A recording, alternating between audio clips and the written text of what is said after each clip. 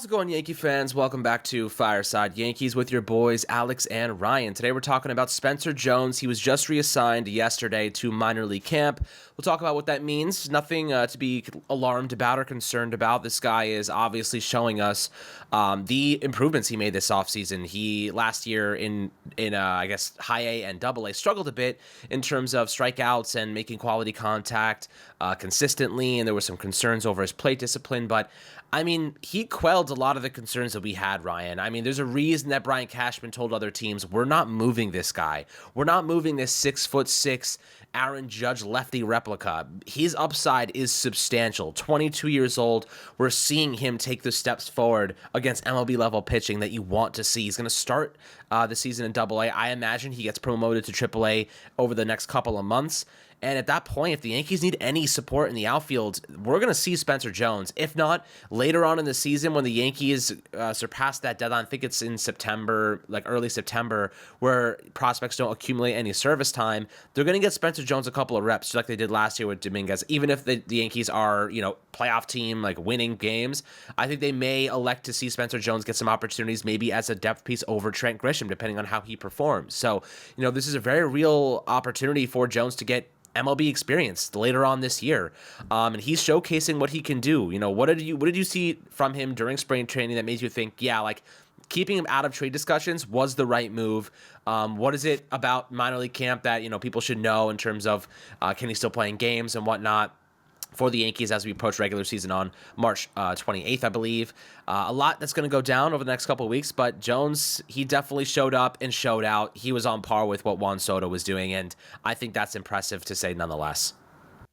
Yeah, so the way I look at it is, Spencer Jones showed off a lot of really good traits in terms of his ability to handle the strike zone and to make contact. And personally, I think that Spencer Jones' ability to make contact will determine a lot about his future. I think the raw power will be there. I think he'll steal enough bases, play good enough defense. He just needs to be a good enough hitter. That's really how I view him as a prospect. And I know that that's kind of weird to say because we oftentimes look at prospects and say, look at how good of a hitter they are and forget everything else, right? Defensive and base running value is super important. I've hammered that point home so many times. Whenever we talk about Spencer Jones, I always make sure to talk about the defense and the base running because not that it gets lost in the equation. I think I've talked about it enough. I think other people talk about it enough at this point that it's not lost in the conversation, but it's certainly not something that, is seen as the headliner, right? You don't see the clip of Spencer Jones making an unbelievable play in center field, running a great route, tracking down a fly ball, covering a lot of ground. That doesn't go viral, but the clip of him hitting a ball 400 feet, obviously that's going to go viral. And, we've seen the ability for him to generate damage contact. We've seen the ability for him to, I guess a tantalizing player is the best way to put it. He is someone you have to keep your eyes on whenever he plays. He kind of has that, a physical anomaly, kind of stature to him. You think of like an O'Neal Cruz, an Ellie De La Cruz, both those guys are these freak giants, right? These are huge guys who can run the bases well and they hit the baseball harder than everybody else. That's kind of the same situation with Spencer Jones. He hits the ball harder than everybody else. He runs faster than everybody else, and he's 6'6". It's not something you expect. It's not something that should be possible. If you look at a guy like O'Neal Cruz, he's entering his age 25 season. He hasn't exactly broken out yet. I know injuries have kind of gotten in the way of that, but again, he hasn't necessarily broke out yet. But there's still optimism about that profile, and there should be optimism about that profile. Ellie De La Cruz, there are people who think Ellie De La Cruz could win an MVP in the near future. He has not fully broken out yet. He had an 84 WRC plus last year. A guy like Spencer Jones is going to take a little bit more time to get going because he's tall, because he's got all these raw tools, and because kind of the fine skills are things he's going to need to work on. But I felt like those fine skills were a lot better than I expected them to be in spring training. I expected him to swing and miss at everything. I expected him to swing freely at things that he shouldn't be swinging at. Perhaps pitchers didn't attack him the way they would to get outs, and they were just working on things they were working on. It is spring training, and that's obviously something to account for. But ultimately, I just felt like I was very impressed with the soft skills, with the ability to do things that, those fine skills, contact, swing decisions, stuff of that nature. Again, he is a guy of that stature. He does deserve the hype of an Ellie De La Cruz. He does deserve a hype of O'Neal Cruz. And if anybody tells a Yankee fan, if you're a Yankee fan watching this and somebody's telling you otherwise, like, well, look at his OPS here, look what he did there. Ask them to find a guy who can, reach sprint speeds upward of 30 feet per second, hit the ball as hard as Spencer Jones does, and play elite defense at a premium position. It's a stupid profile. It does not make sense.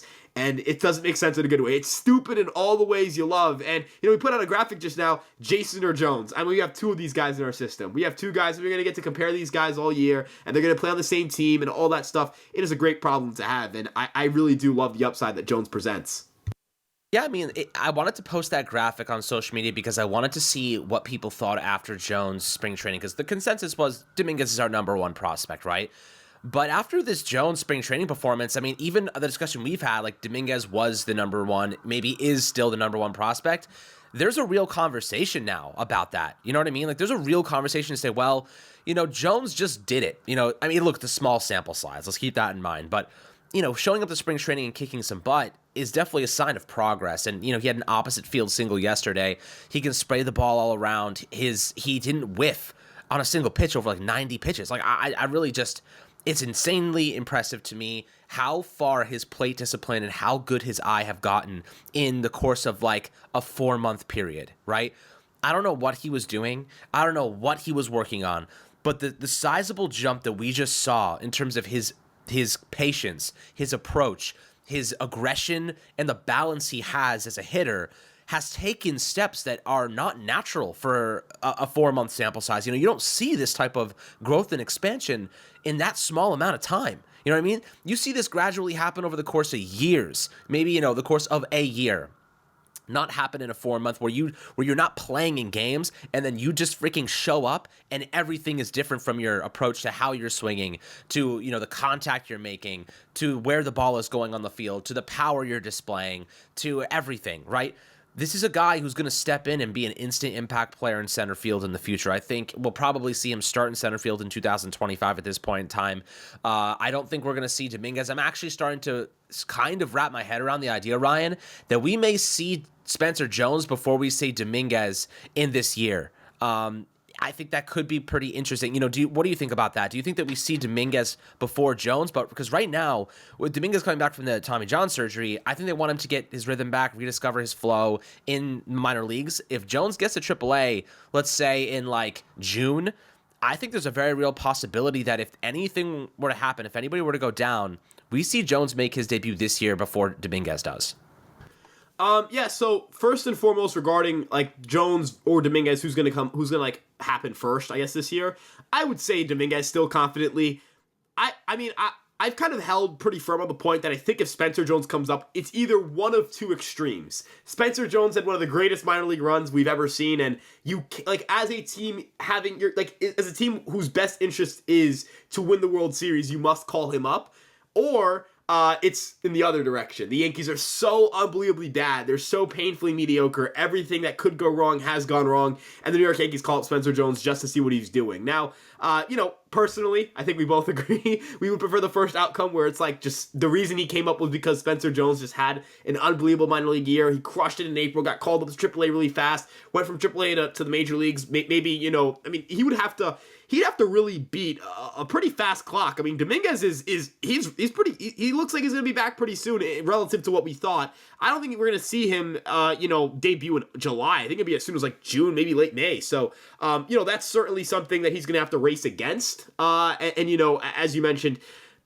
I obviously think he's wanted him to get some work at the minor league level, but if he starts playing those rehab games in late April, is he going to play 2 months worth of rehab games? I mean, at what point does like that just become redundant, right? So I don't know. Like I could see it. I don't think Dominguez is going to open the year. Like I don't think Dominguez is going to necessarily be guaranteed to be on the major league roster the second he's healthy. But I would certainly believe that if anybody comes up first, it's Dominguez. It also has to do with the 40-man roster. You don't have to open up Jones's 40 time, and you would have to open that in order for that to happen. You have to open his service time and kind of start that clock. If you start his clock and Dominguez's clock, you start shortening the windows in which they're going to hit free agency, stuff of that nature, and all that stuff is going to play into what the Yankees decide to do. But the other thing you talked about, which is like comparing Jones and Dominguez's prospects, it's interesting because Dominguez is the more accomplished player. Dominguez is the safer bet to be a good major league player.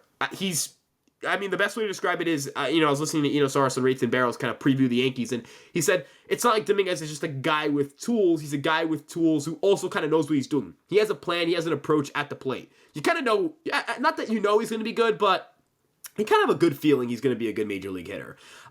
Jones, on the other hand, he still has to iron out some of those things, and we want to see it over an extended period of time. But I would say, in terms of just talent, I mean, Jones might be above Dominguez in that regard. It might be. Very close, very kind of go back and forth, pick your poison, not pick your poison, pick your choice. I mean, it's not poison if it's Spencer Jones or Jason Dominguez. It's a pretty good poison to have. Baseball Prospectus, they rank Spencer Jones ahead of Jason Dominguez. And, I know some of the writers there and they talk about the upside, right? And look, yes, Dominguez is younger and he's he's accomplished more at a younger age, but Jones is a ridiculously talented athlete and we need to look at professional experience just as much as we look at age. Sure, Spencer Jones is 22, and he is going to be 23 at some point. But how long has he been an everyday outfielder?